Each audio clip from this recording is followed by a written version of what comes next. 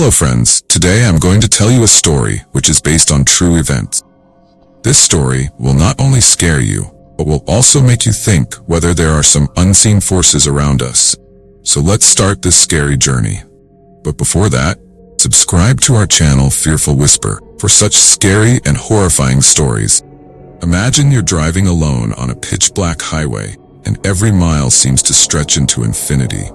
The storm outside is relentless, and suddenly you hear a ghostly whisper through your radio, calling your name.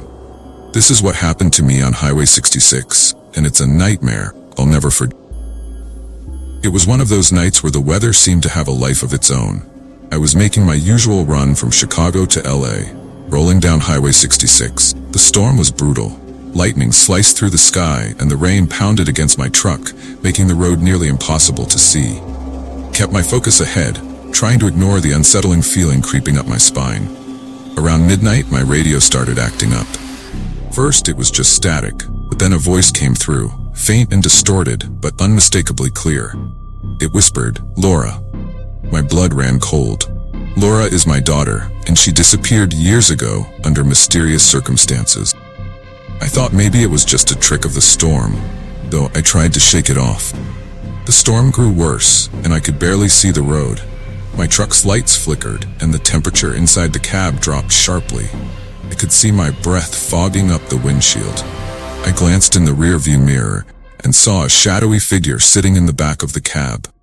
When I looked again, it vanished. I felt a cold sweat break out on my forehead.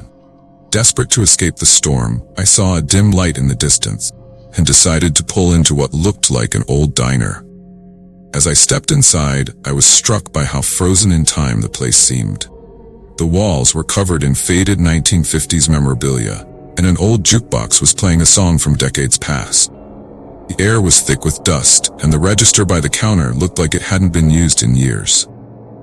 As I made my way to the counter, I saw her, a woman dressed in vintage clothing, her face pale and her eyes hollow. She looked at me with a desperate, pleading expression. "Help me find my daughter," she said in a mournful tone. Her voice echoed through the empty diner, sending chills down my spine. Her face was hauntingly familiar.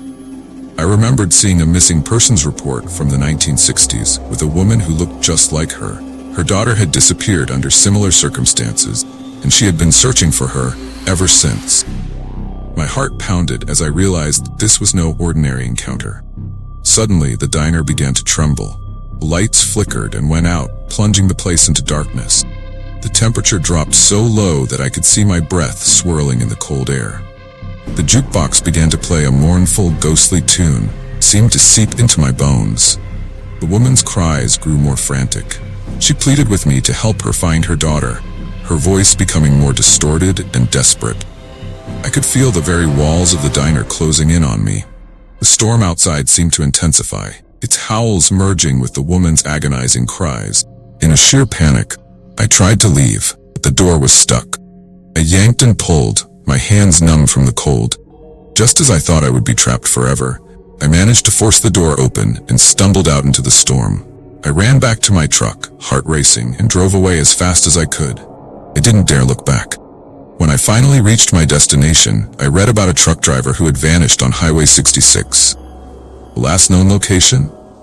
An old diner that had been abandoned for decades. The realization hit me like a ton of bricks. I had narrowly escaped a fate that had claimed others before me. Every time I drive down that stretch of highway, I can't shake the feeling that the woman's desperate eyes are still watching me, waiting for someone to find her lost daughter. And every stormy night, when the radio crackles, I can't help but listen for that chilling whisper, hoping I never hear it again. Thank you for joining us on this terrifying journey. If you dare, hit that subscribe button and stay tuned for more chilling tales.